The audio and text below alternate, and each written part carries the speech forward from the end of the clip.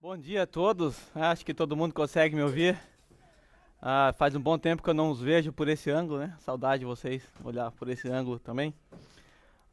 Eu quero agradecer a Deus, primeiramente, por esse privilégio de, como igreja, se reunir com vocês para cultuar a Deus, para participar da ceia, para cantar cânticos. Eu louvo a Deus por esse privilégio, né? Olhar desse ângulo aqui e ver uma igreja bonita, grande, crescendo e se fortalecendo.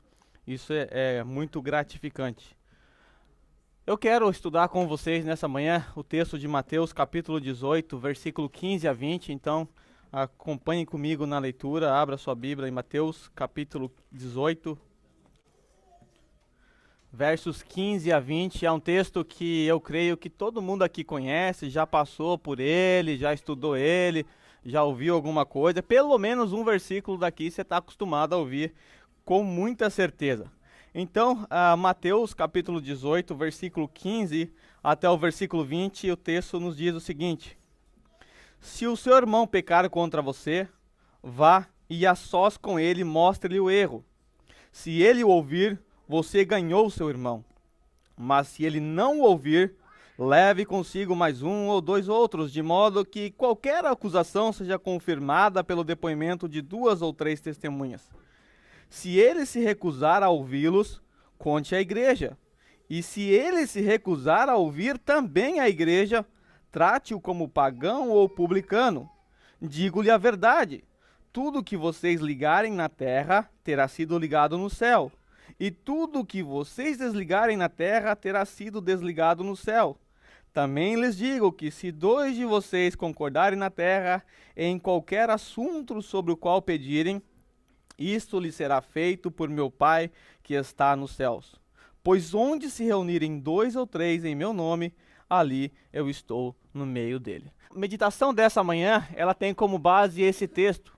E esse é um texto muito importante e fundamental para que os irmãos conheçam. É um texto que todos os membros dessa igreja, ou aqueles candidatos a membro dessa igreja, precisam conhecer. Porque trata-se de uma doutrina chamada a doutrina da disciplina eclesiástica. E essa é uma doutrina que, infelizmente, tem sido menosprezada pela maioria das igrejas, e esse é um termo que corre um grande risco de entrar em extinção. A maioria das igrejas por aí, elas não executam a disciplina eclesiástica, por achar que se trata de uma doutrina rígida, uma doutrina dura, uma doutrina carregada de falta de amor. Nada disso é verdade. Mas o fato é que, por ter um pensamento dominado pelo pós-modernismo, que tem a sua ênfase centrada no ser humano, no homem, tais doutrinas ou tais ensinamentos parecem ser inadequados para os dias de hoje. Pessoas que observam o ato de disciplina eclesiástica geralmente apontam o dedo e falam: isso aí é falta de amor. Isso não se faz com uma certa pessoa. Eu sei que o que vai ser dito aqui, o que você vai ouvir aqui, talvez possa te chocar, possa te trazer algum transtorno aí. E, de fato, a doutrina da disciplina eclesiástica, quando ela é aplicada até as suas últimas consequências, ela é dolorosa para quem aplica, ela é muito dolorosa para quem recebe. E se nós fôssemos pensar naturalmente, nós chegaríamos à conclusão: mas para que aplicar algo assim, se é tão duro, se é tão difícil? Nós temos algumas razões. Primeiro, o Senhor Jesus nos ordenou isso. E se Ele nos ordenou, isso basta. Nem tudo que o Senhor Jesus nos ordena é fácil de fazer. Nem tudo que Ele nos manda fazer é doce. Às vezes é salgado, às vezes é duro. Nós fazemos porque somos servos do Senhor e obedecemos a Tua palavra. E o Senhor Jesus, quando Ele instituiu a doutrina da disciplina eclesiástica, Ele tinha as motivações e as razões, porque Ele conhece a igreja mais do que qualquer um de nós aqui. Mais do que qualquer pastor, mais do que qualquer pai, Ele conhece a sua própria igreja, Ele conhece os seres humanos, e Ele sabe o que a igreja realmente precisa. E Ele deixou essa doutrina para que a igreja se submetesse a ela. Como eu disse, por aí afora, a maioria das igrejas nem sabem o que é disciplina eclesiástica. Outras denominações até têm uma certa doutrina da disciplina, mas não é uma disciplina bíblica. É uma doutrina que mais parece com o sistema de penitência do catolicismo romano.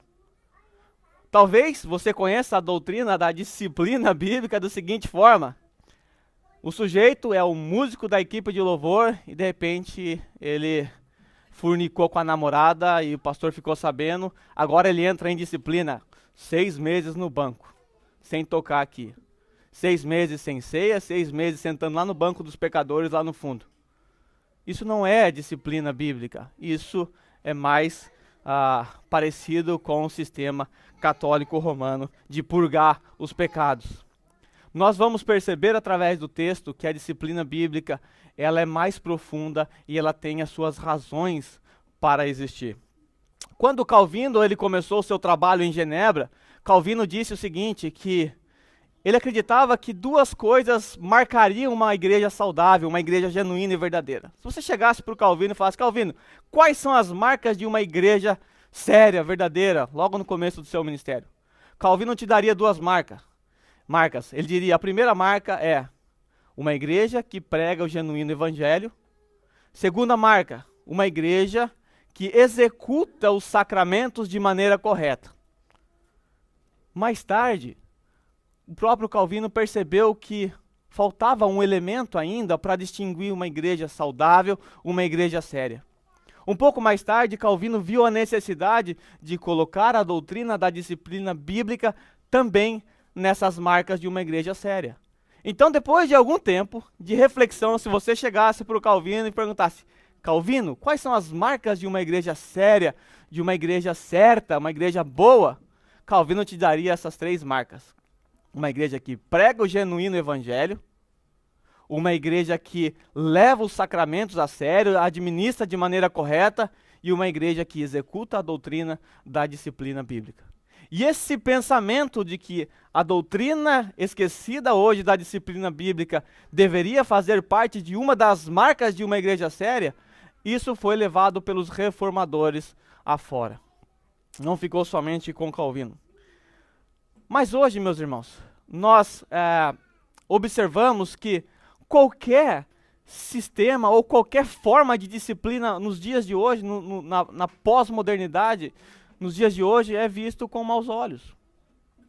Se você tem um policial que, no exercício das suas atividades legais, ele observa um delinquente que precisa de uma certa disciplina, e esse policial usa a sua força, ele vai lá, detém com uma certa força, em alguns casos até usando o seu material de trabalho, que é a sua arma, e o policial vai lá e faz isso. O que acontece?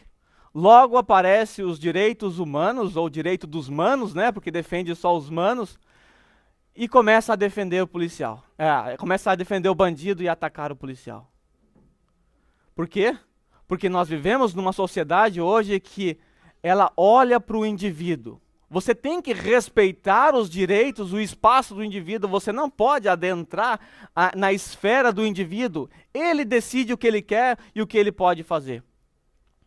Se você é pai e vive no Brasil, que foi criado no Brasil, né, se você é um pai, você deve saber muito bem que hoje, se você usar a sua mão, a sua vara para disciplinar o seu filho, logo vem a tal da lei da palmada e te caça. Mas no passado as coisas não funcionavam assim, porque no passado as pessoas olhavam esse tipo de disciplina como um bem à sociedade. No passado, as pessoas olhavam para a sociedade como um todo e percebiam que a disciplina do seu filho hoje, o pai que disciplina o seu filho, o faz por amor e também visando o bem dele. E um policial, quando exercita a sua atividade legal, ele está visando no bem da sociedade como um todo, ainda que infrinja os direitos e as vontades daquele ser humano, ou daquele delinquente que está ali assaltando alguém, colocando a vida de alguém em risco. Mas hoje o pós-modernismo embebeu a mente das pessoas no conceito de que o que importa é o homem, o que importa é o ser humano. Então, quando os direitos do ser humano é tomado ou é violado de alguma forma, logo alguém te aponta o dedo, te acusa de injusto, duro ou alguém com falta de amor. Como eu disse, O conceito da doutrina da disciplina eclesiástica foi muito importante no contexto de reforma, já que estamos aí prestes a comemorar 500 anos. E se você observar bem na Confissão de Fé belga de 1561, nós vamos ver que o pensamento que Calvino teve a respeito da importância da doutrina, ela também foi levada à frente, até mesmo entrou para a Confissão belga. Observe aí o que diz a Confissão belga de 1561, né? Alguns estavam vivos naquela época aqui, em que foi confessionada essa confissão, né, Carlos? As marcas pelas quais a verdadeira igreja é conhecida são estas. Então, quais são as marcas pelas quais a verdadeira igreja é conhecida? São estas. Se nela se prega a pura doutrina do evangelho, é a primeira marca. Você quer saber se uma igreja é boa ou não, observa o sermão ali, como é a doutrina pura, é uma igreja que leva a sério a verdadeira doutrina? Se sim, já temos uma marca. Mas há um outro teste, observe se os sacramentos são administrados de maneira pura, conforme o Senhor Jesus Cristo instruiu. Então temos aqui uma segunda marca, mas temos ainda a terceira marca que está em verde aí para vocês. Se a disciplina eclesiástica é exercida como punição ao pecado, se isso tiver presente ali naquela igreja, esses 3 pontos, então você está diante de uma igreja séria, uma igreja verdadeira. Resumindo, se todas essas questões são administradas de acordo com a pura palavra de Deus, rejeitando-se todas as coisas que contrariam a isso, e se Jesus Cristo for reconhecido como o único cabeça da igreja, por estas características pode-se ter certeza conhecer a verdadeira, pode-se com certeza conhecer a verdadeira, da qual nenhuma pessoa tem o direito de se separar. A verdadeira igreja da qual nenhuma pessoa tem o direito de separar. Artigo 29 da Confissão belga.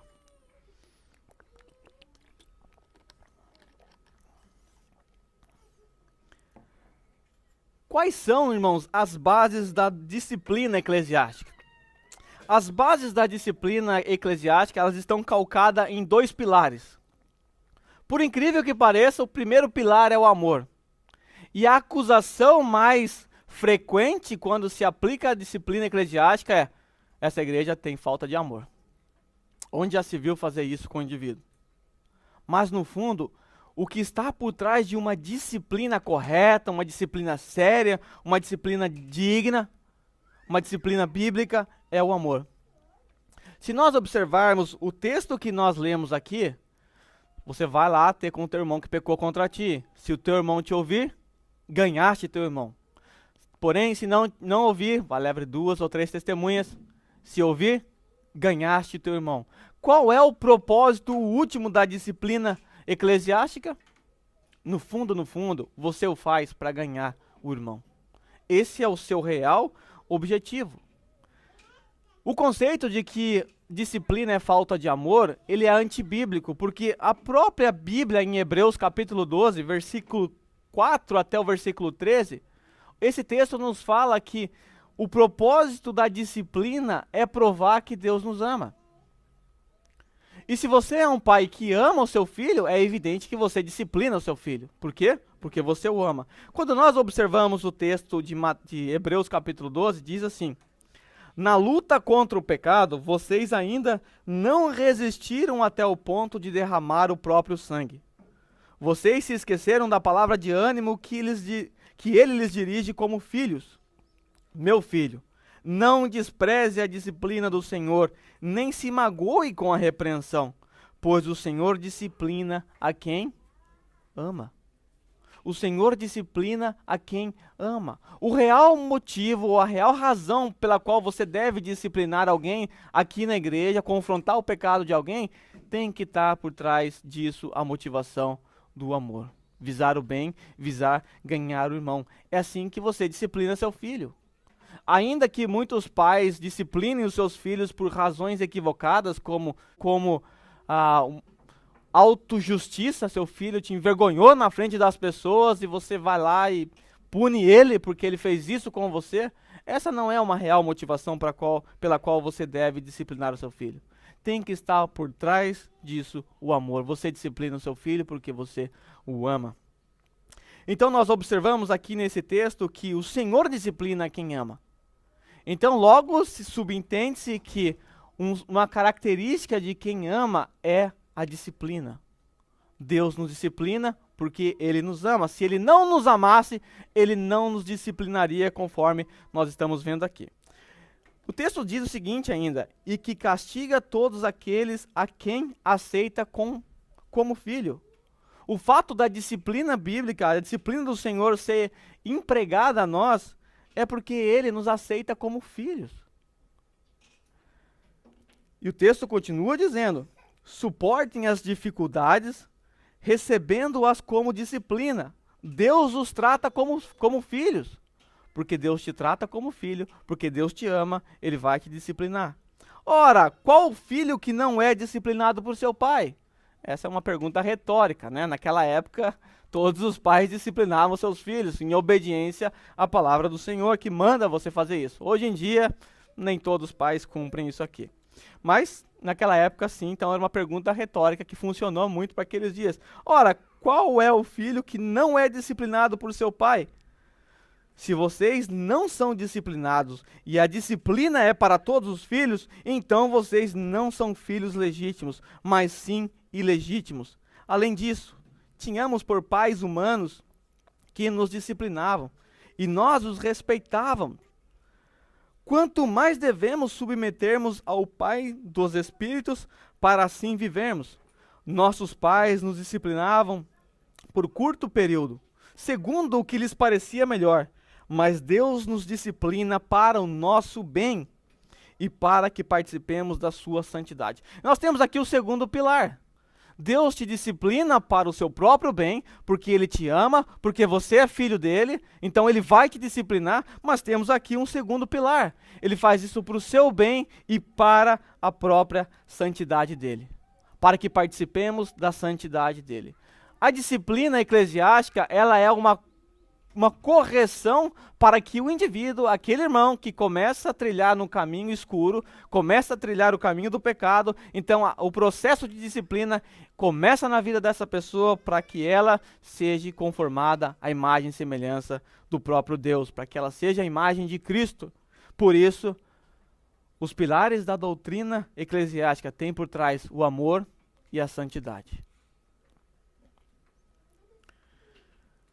A disciplina eclesiástica, ela tem um triplo objetivo. Ela tem 3 objetivos básicos que você precisa ter isso em mente, para você entender como é que a coisa funciona. Primeiro, qual é o objetivo primeiro da disciplina eclesiástica? Restabelecer o pecador. Mateus capítulo 18, versículo 15, que é o texto que nós lemos, diz: se o seu irmão pecar contra você, vá a sós com ele, mostre-lhe o erro. Se ele o ouvir, você ganhou o seu irmão. O primeiro objetivo que nós temos quando executamos a disciplina bíblica é restabelecer o pecador. É ajudar aquele irmão que está caindo, que está se desviando do caminho. Você então chega com a autoridade da palavra e você o corrige, você o exorta. Então, o primeiro objetivo, tenha isso em mente. Você viu o irmão em pecado, vá a sós com ele. Tem um texto de Gálatas, capítulo 6:1, que nós já estudamos uma oportunidade passada, diz o seguinte: irmãos, se alguém for surpreendido em algum pecado, vocês que são espirituais deverão restaurá-lo com mansidão. Então, se você vê alguém sendo surpreendido em algum pecado, que não é difícil isso acontecer, os irmãos que são espirituais, ou seja, aqueles irmãos que tem a presença do fruto do Espírito em sua vida. Se você observar o contexto, os versos que antecedem esse aqui, é o contexto do fruto do Espírito. Aqueles que têm o fruto do Espírito são espirituais, então esses devem repreender aqueles que estão em pecado. Como é que isso é feito? Na paulada? Não, com mansidão, conforme o texto diz. Porque no final das contas, o seu maior objetivo é ver aquele irmão bem. É ver aquele irmão sendo restaurado. Ainda, uma segunda razão, um segundo objetivo. A disciplina eclesiástica, ela existe para manter a pureza da igreja. 1 Coríntios capítulo 5, 6 e 8, eu vou depois falar um pouquinho melhor desse texto, mas só para a gente ler e entender aqui, o texto diz o seguinte: o orgulho de vocês não é bom. Vocês não sabem que um pouco de fermento faz toda a massa ficar fermentada? Livrem-se do fermento velho para que sejam massa nova e sem fermento, como realmente são. Pois Cristo, nosso Cordeiro Pascal, foi sacrificado, por isso celebramos a festa, não com o fermento velho, nem com o fermento da maldade e da perversidade, mas com os pães sem fermento, os pães da sinceridade e da verdade. Nós temos nesse texto um contexto muito obscuro, um contexto muito tenebroso, que nós vamos tocar nele daqui a pouco. E Paulo olha uma espécie de pecado terrível naquela igreja, e Paulo diz o seguinte: o orgulho que vocês têm de não ter corrigido esse pecado aí não é bom. E ele diz que vocês não sabem que um pouquinho de fermento faz com que toda a massa fique levedada. Jogue fora esse fermento. Lança fora esse fermento, porque ele está corrompendo toda a massa. A disciplina bíblica, ela tem esse caráter de purificação.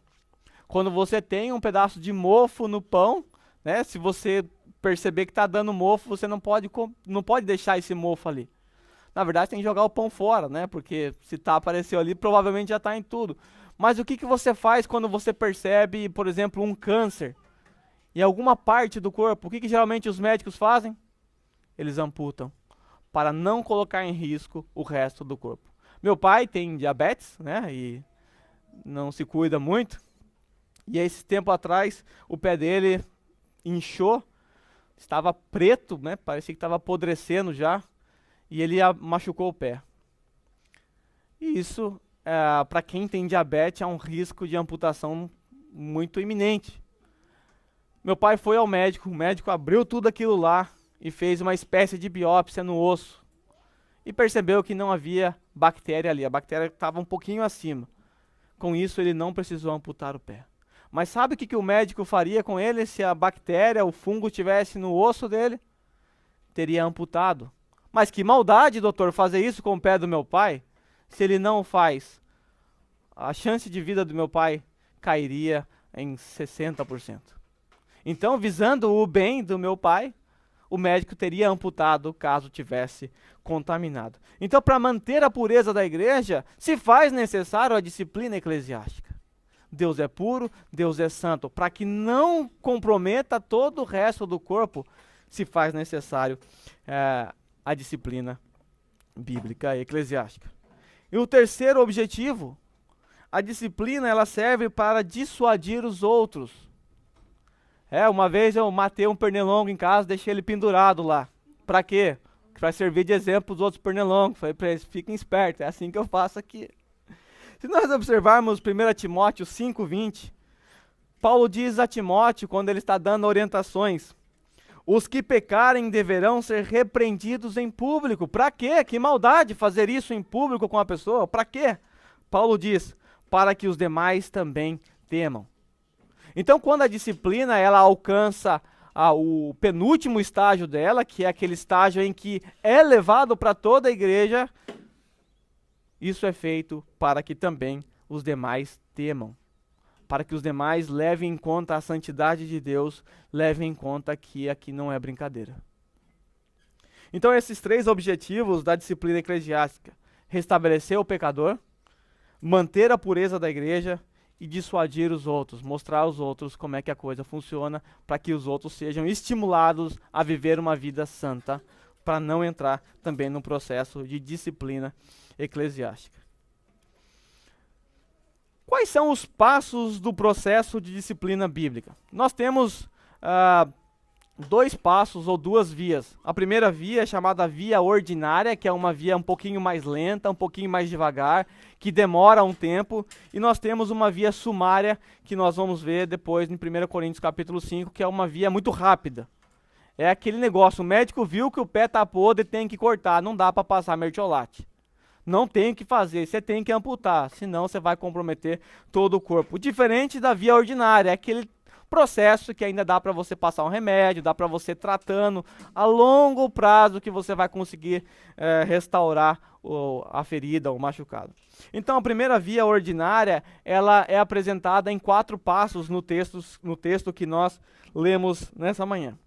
O passo número 1 diz respeito ao contato individual.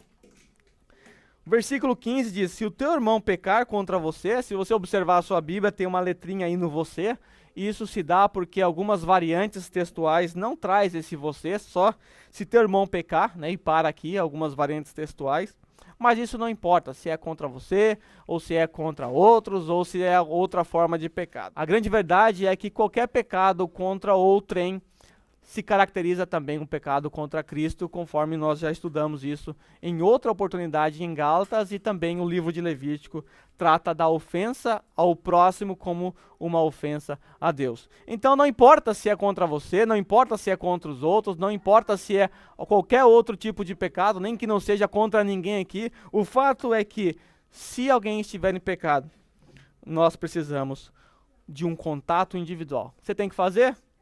Você descobriu que existe um irmão em pecado. Você tem que ligar para o pastor Carlos na hora de denunciar? Não. Você tem que ir lá confrontar esse irmão. O primeiro contato é individual, você tem que ir lá. Você tem que ir tete a tete, sentar com o irmão, abrir as Sagradas Escrituras e lhe mostrar, olha irmão, você não está andando em conformidade com o que Deus estabelece na sua palavra. Portanto, se arrependa. Volte-se para o caminho do Senhor. E o texto diz o seguinte, se ele te ouvir, por que se ele te ouvir? Porque há um grande risco dele não te ouvir. De repente ele está obstinado em seus pecados, ele não quer te ouvir. Aí o que nós fazemos? Nós vamos para o segundo passo. No segundo passo você vai com 2 ou 3 testemunhas. Mateus 18:16 diz, mas se ele não ouvir, leve consigo mais 1 ou 2 outros, de modo que qualquer acusação seja confirmada pelo depoimento de 2 ou 3 testemunhas. Tá? Isso aqui é extraído de Levíticos, cadê F aqui? De Deuteronômio 19:15, o conceito de você ir com 2 ou 3 testemunhas para que aquilo seja confirmado. Então, se aquele irmão não te ouve, não te deu ouvido, você confrontou ele, você mostrou em amor o erro dele, você abriu a Bíblia para ele e mostrou que ele realmente está errado e precisa de arrependimento. Se ele não se arrepender, segundo passo, vá com 2 ou 3 testemunhas e confronte o pecado dele. Se ele te ouvir, o que você faz? Liga pro Carlos para avisar, ó, ele ouviu a gente aqui, estava em pecado, tal, mas ouviu, tá tudo beleza, só para contar, só para relatar. Não precisa disso. O objetivo máximo da disciplina foi alcançado, você ganhou o seu irmão. Aliás, vocês, né, que é o grupo de 2 ou 3 testemunhas, vocês conseguiram restaurar o seu irmão. Nós não precisamos saber. A igreja não precisa saber nesse aspecto. Isso é algo que fica entre vocês e o problema foi resolvido. Mas, ainda uma terceira possibilidade. Você foi sozinho, o indivíduo não te ouviu, você respeitando o texto, foi com 2 ou 3 testemunhas, chegou lá, o indivíduo também não quer ouvir as testemunhas, não quer dar ouvido, continua impenitente, obstinado, aí vocês vão, então, para o terceiro passo. Você, o grupo, vai para o terceiro passo. O terceiro passo se encontra em Mateus 18, versículo 17, parte A.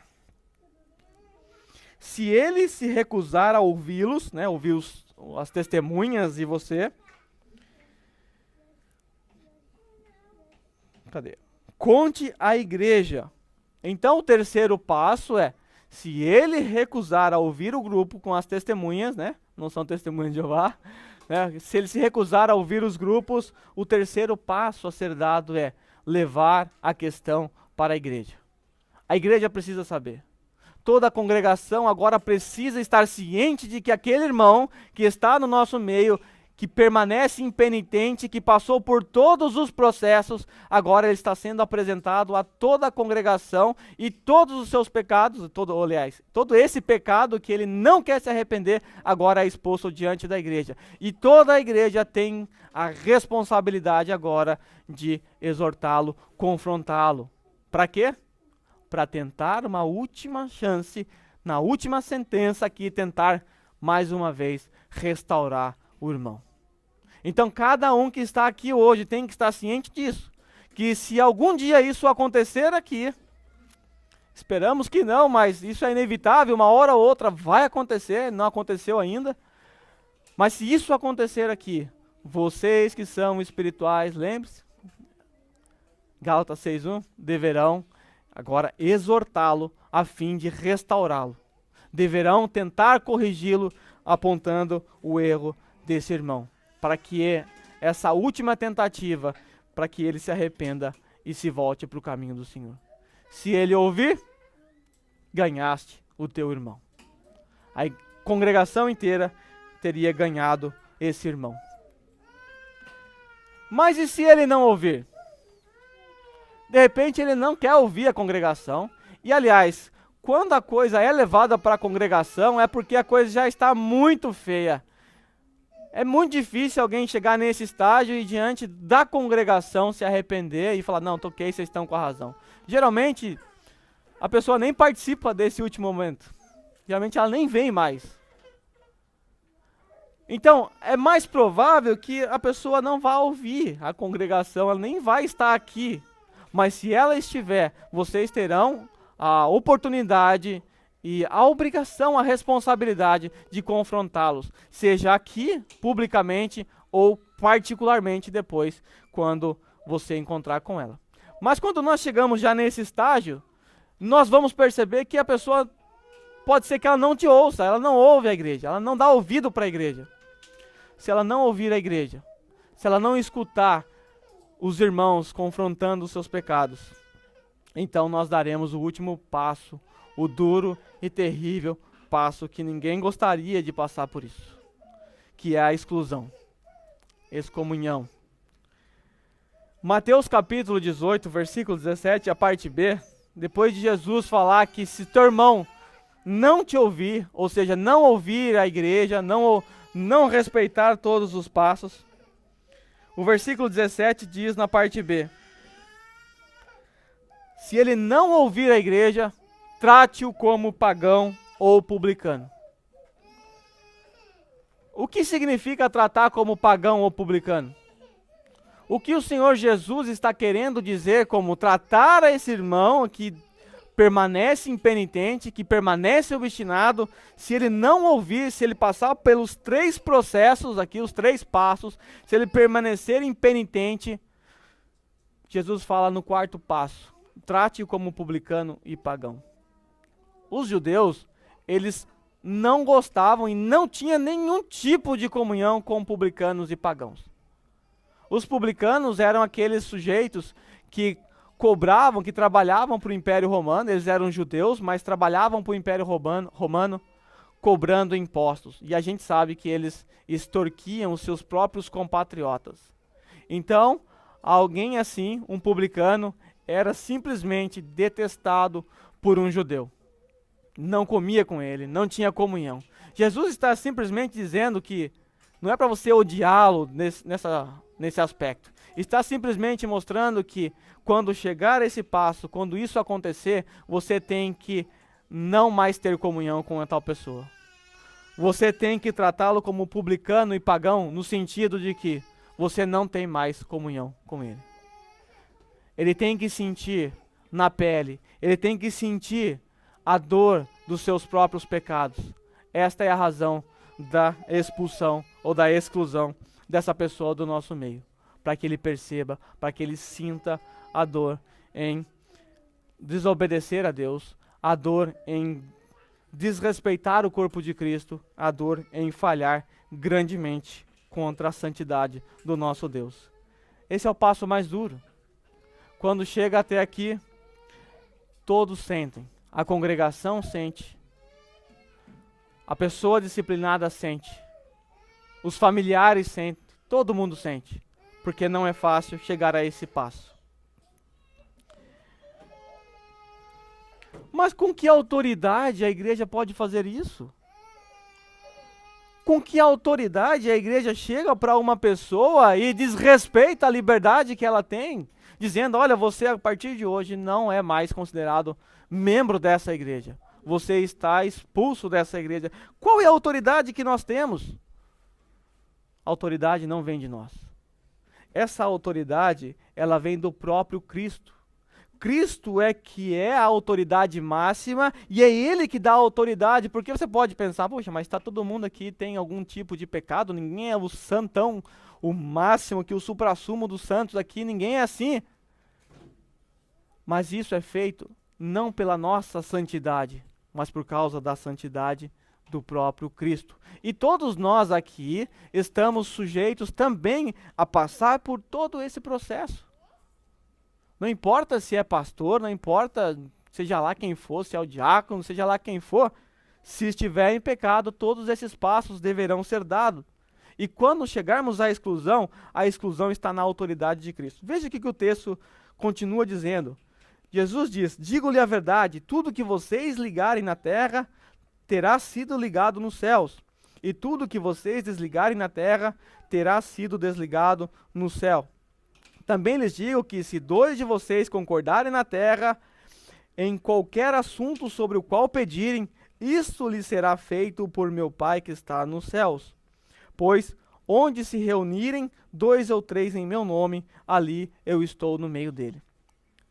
A autoridade para executar tal processo está na autoridade de Cristo. Ele fala, tudo que vocês ligarem e desligarem na terra terá sido ligado ou desligado nos céus. Vocês estão tendo autoridade para isso. E tem mais. No finalzinho, Jesus fala, onde se reunirem 2 ou 3 em meu nome, eu estarei presente no meio deles. Eu sei que você tem ouvido esse texto de outra forma, né? Numa reunião sim de oração, tal, de repente tem meia dúzia de pessoas, o dirigente chega lá, meus irmãos, vamos começar, porque a Bíblia diz, onde estiver 2 ou 3 reunidos, o Senhor está presente, então Ele está aqui. Mas o texto não tem nada a ver com isso. O texto está falando da disciplina eclesiástica, onde 2 ou 3 se reunirem no nome do Senhor, na autoridade dEle, para executar os passos aqui dados, o Senhor se faz presente. É como se Jesus estivesse ali dando o seu aval, batendo o seu encanto, dando a sua assinatura no final. Eu estou no processo todo, do começo ao fim, porque isso diz respeito à minha igreja, diz respeito à minha santidade. E é assim que vocês devem fazer. O que vocês fizerem aí, seguindo os parâmetros bíblicos, é claro, sem exceções, seguindo perfeitamente a ordem que Jesus deu. Se for assim, terá sido ligado nos céus, terá sido desligado na terra. O que vocês fizerem aqui, eu estarei com vocês, participando. Eu estou presente no meio de vocês. Então a autoridade com a qual isso é feito, não vem de nós, não vem dos pastores, não vem dos presbíteros, mas vem do próprio Jesus que ordena e participa disso aqui. Nós temos essa via, a primeira que a gente viu foi a via ordinária, que é a via mais lenta, né? Que você dá o primeiro passo, vai a sós, vai com 2 ou 3 testemunhas, depois você leva à igreja, depois tem o quarto passo, que é o mais duro, que é a exclusão. É um processo lento esse, é um processo que demora um tempo, você não faz isso da noite para o dia. São confrontações, são tete a tete, são 2 ou 3 testemunhas, indo algumas vezes, confrontando em amor, tentando mostrar, e até que você percebe que não dá, vai para o último estágio, leva à igreja, isso leva um tempo, depois acaba partindo para a exclusão. Mas existe no processo de disciplina bíblica uma segunda via, que é a via sumária, que é aquela via muito rápida, né? Aquela ideia de você chegou com um câncer e o médico só pode amputar o seu membro, porque não há mais o que fazer. Se ele não amputar o seu membro, naquela hora da consulta ali, você vai colocar o seu corpo, todo o seu corpo em risco. Então é uma atitude sumária do médico ali de ter que tratar do membro. E essa via sumária que nós vamos aprender agora, ela está respaldada em 1 Coríntios capítulo 5. Então abra comigo aí, a gente vai entender um pouco o que está acontecendo ali.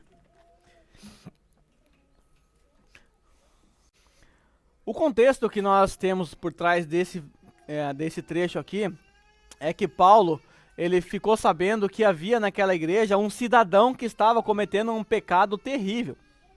O pecado que esse cidadão estava cometendo é que ele estava possuindo a mulher do seu pai. Estava andando com ela deliberadamente, tendo um caso com a mulher do seu pai. E isso chegou aos ouvidos do apóstolo Paulo. E Paulo já havia mandado uma carta anterior à carta de 1 Coríntios, né? A carta de 1 Coríntios não é a primeira carta, né? Ela é chamada a primeira porque das que apareceu para nós, ela é a primeira. Mas existe uma carta anterior que não entrou no cânon, que seria a primeira carta. E Paulo já havia orientado os irmãos com relação a isso. Mas o orgulho desses irmãos permaneceu e esse irmão que estava cometendo esse pecado de imoralidade terrível permanecia dentro da igreja. De forma que não foi tratado o problema. E Paulo diz o seguinte para eles a partir do versículo 1. Por toda parte se ouve que há imoralidade entre vocês. Imoralidade que não ocorre nem entre os pagãos. Então a imoralidade que estava acontecendo ali, olha só o que Paulo fala. É uma imoralidade terrível que nem entre os pagãos se vê isso. Terrível. Qual era a imoralidade? Ao ponto de um de vocês possuir a mulher do seu pai. E vocês estão orgulhosos. Não deviam, porém, estar cheios de tristeza e expulsar da comunhão aquele que fez isso? Vocês estão orgulhosos, mas vocês não deveriam estar cheios de tristeza e expulsar, aqui é o quarto passo da outra via, aqui já vai direto para o último passo. Vocês já não deveriam ter expulsado da comunhão. Lembra, tratar como publicano diz respeito à comunhão. Vocês não deveriam ter expulso esse cidadão. Apesar de eu não estar presente fisicamente, estou com vocês em espírito. E já condenei aquele que fez isso, como se estivesse presente. Quando vocês estiverem reunidos em nome do nosso Senhor Jesus. Isso lembra alguma coisa de Mateus que nós acabamos de ler? Onde estiverem 2 ou 3 reunidos em meu nome, Jesus falou. Eu estou no processo. Olha Paulo fazendo menção da presença de Jesus aqui. Estando presente, quando vocês estiverem reunidos em nome do nosso Senhor Jesus, estando eu com vocês em espírito, estando presente também o poder do nosso Senhor Jesus Cristo, entreguem esse homem para Satanás, para que o corpo seja destruído e seu espírito seja salvo no dia do Senhor. É de arrepiar o cabelo de quem tem. Paulo fala para a igreja orgulhosa, a igreja que não disciplinou aquele irmão, que estava tendo um relacionamento com a mulher do seu pai. Paulo diz o seguinte: quando vocês estiverem reunidos em nome do Senhor Jesus Cristo, estando eu presente em espírito, entreguem esse homem para Satanás. Isso é uma disciplina muito rígida. O que é entregar esse homem para Satanás? Entregar esse homem para Satanás não é pegar a foto dele, pôr na boca do sapo, costurar, procurar, não é nada disso. É você cortá-lo, é você pôr para fora da congregação. Deixá-lo à sua mercê. Ainda assim, para espanto de alguns, a finalidade da disciplina é sempre o quê? Visar o bem da pessoa. Paulo diz isso, para que o seu corpo seja destruído, mas o seu espírito seja salvo no dia do Senhor. Ainda assim, ainda que essa via sumária seja muito rápida, dolorida e sempre é apresentada num caso assim extremo, um caso muito duro, difícil, vergonhoso, que mancha o nome da igreja, ainda assim, por trás disso, além da santidade de Deus, é claro que está aqui implícito, está por trás buscar o bem daquele irmão. De alguma forma, Paulo sabia que no último dia o espírito dele seria salvo. Aí aquele texto que nós já lemos. O orgulho de vocês não é bom, vocês não sabem que um pouco de fermento leveda toda a massa. Por que Paulo mandou expulsar esse cara? Para não contaminar todo o corpo de Cristo com o seu pecado. O orgulho de vocês não é bom. Vocês não sabem que um pouco de fermento faz toda a massa ficar fermentada? Livrem-se do fermento velho para que seja uma massa nova sem fermento, como realmente são. Pois Cristo, nosso Cordeiro Pascal, foi sacrificado. Por isso celebramos a festa, não com o fermento velho, nem com o fermento da maldade e da perversidade, mas com os pães sem fermento e os pães da sinceridade e da verdade. Já lhes disse por carta que vocês não devem associar-se com pessoas imorais. Lembre-se, tratar como publicano e pecador aqui, gentil, diz respeito a você não se associar, a você não estar junto. Paulo fala isso. Com isto não me refiro aos imorais desse mundo. Não tem como, você trabalha com imorais desse mundo, você senta na mesa com imorais desse mundo, não tem como. Paulo não está falando para você sair desse mundo e morar num monastério, alguma coisa assim. Ele mesmo diz, com isso não me refiro aos imorais desse mundo, nem os avarentos, nem os ladrões, nem aos idólatras. Se assim fosse, vocês precisariam sair desse mundo. Mas agora estou lhe escrevendo que não devam associar-se com quem? Com os de fora você pode até se associar, você pode até ser amigo, você pode até andar junto, você pode até comer junto, não tem problema. Mas com alguém que, dizendo-se irmão, seja imoral, avarento, idólatra, caluniador, alcoólatra ou ladrão, com tais pessoas vocês não devem comer. Pois como haveria eu de julgar os de fora da igreja? Não devemos julgar os que estão de dentro, para quem não gosta do negócio de julgar, né? Não julgueis para não ser julgado. Como que nós vamos julgar os de fora se nós nem julgamos sequer os de dentro? Deus julgará os de fora.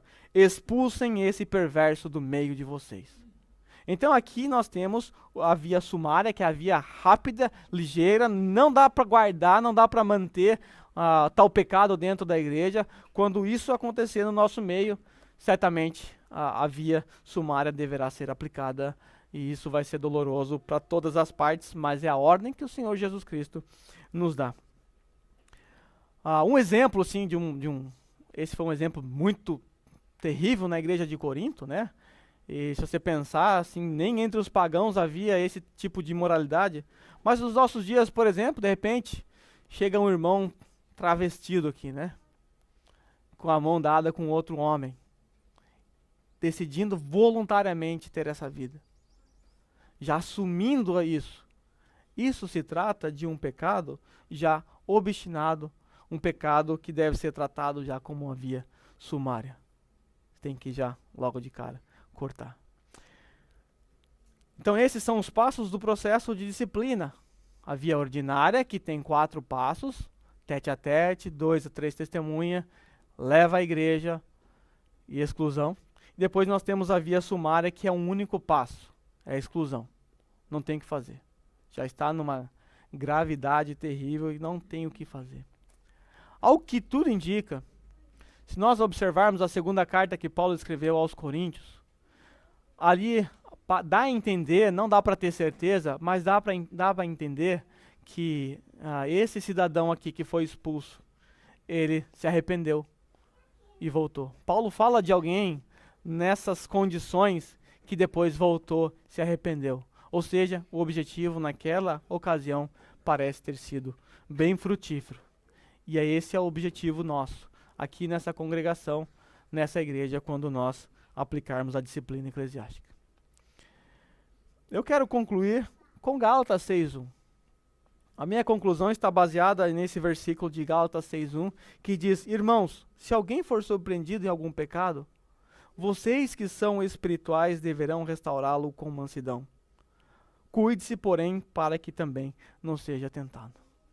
Como eu disse, o contexto dessa passagem aqui está relacionada com o fruto do Espírito. E todo mundo que possui os frutos do Espírito é chamado por Paulo de crente espiritual aqui. Portanto, haverá alguns momentos na sua vida, ou na vida de algum irmão, em que esses frutos não estarão mais presentes. A obra da carne, que é citada ali em Gálatas, estará ressaltando, veio afora na vida de alguns irmãos, ou talvez na sua vida. E se você é, de fato, alguém espiritual, alguém que está produzindo os frutos do Espírito, alguém comprometido com a verdade, você tem uma responsabilidade que o próprio Jesus lhe deu. A responsabilidade de você confrontar o pecado do irmão, de você buscar restaurar o irmão. Nós, como igreja, não podemos negligenciar esse ponto, porque o que acontece no nosso meio? Quando nós observamos que alguns de nós estão em pecados, o que nós fazemos? Simplesmente cruzamos os nossos braços. Ou, no máximo, denunciamos para o pastor. Mas essa não é a atitude que nós devemos ter. A atitude que nós devemos ter é, se você observou alguém em pecado, seja ele qual for, você deve ter essa resolução no seu coração de restaurar esse irmão e cumprir os passos que o próprio Senhor Jesus Cristo ordena. Então, se você é um espiritual, alguém que leva a sério as doutrinas de Cristo, alguém que ama o seu Senhor, preocupado em obedecer, em seguir os seus mandamentos, está aqui o mandamento para você seguir.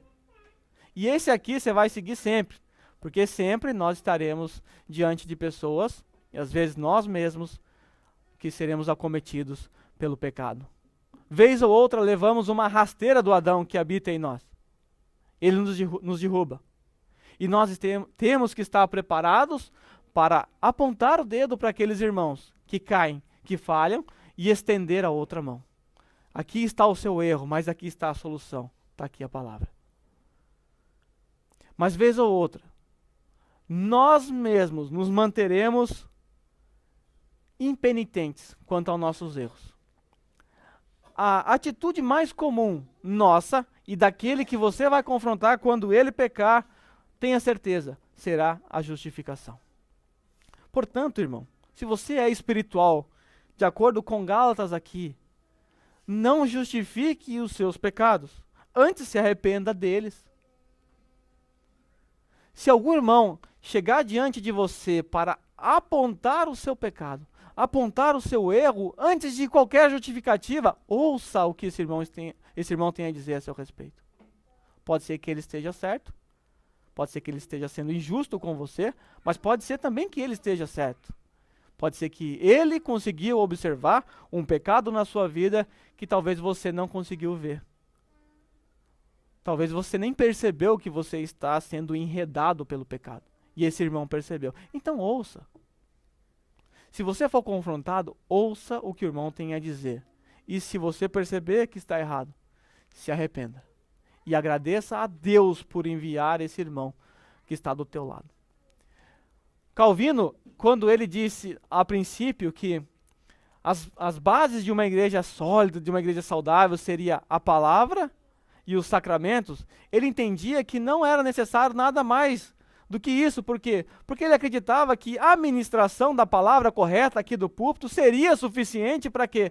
Para entrar no coração dos irmãos a ponto de que qualquer problema que houvesse, os irmãos saberiam resolver. Os irmãos teriam a capacidade de perceber os seus próprios pecados, ou irmãos usariam a própria autoridade de Cristo para corrigir os pecados alheios. Mas Calvino percebeu na prática que os seres humanos são totalmente depravados. E que na prática, se nós não levarmos esses princípios da disciplina eclesiástica até onde for necessário, a igreja corre risco. A igreja enfrentará problemas muito sérios.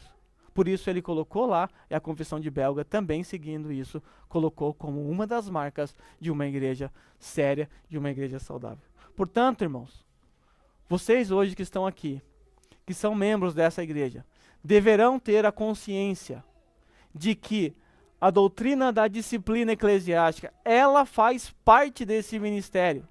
E que se um dia você estiver falhando e depois de passar por todos esses processos, ou se você chegar na via mais rápida, você será sim disciplinado. Com muita dor no nosso coração, com muita dor no coração dos irmãos, mas isso é para o seu próprio bem, isso é porque a igreja te ama, isso é porque Deus ordenou que as coisas fossem assim. É fácil? Não é fácil. É difícil, mas é assim que tem que ser, porque trata-se de uma ordem dada pelo nosso Senhor. E ai de nós, não obedecemos ao nosso Senhor. Vamos nos colocar em pé?